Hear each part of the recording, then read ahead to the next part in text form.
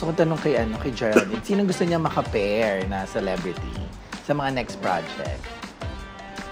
Oo nga, kasi pinartner ka na kay Jameson Blake, sino di ba? pa yung gusto So, mo? sino pa yung iba? Sino? Lalaki ba o babae? Lalaki po.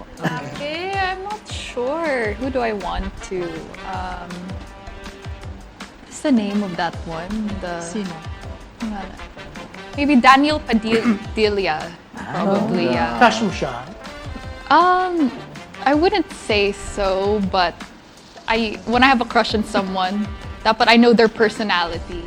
Hindi ako yun sa mukha, hindi sa looks. That's a lot with women, it's personality. So, yeah. But siguro, yeah, Daniel Padilla. Yeah. Pero, the problem is, may mga fans na sila. So, kahit wala na si Catherine at saka si Daniel, magsiselos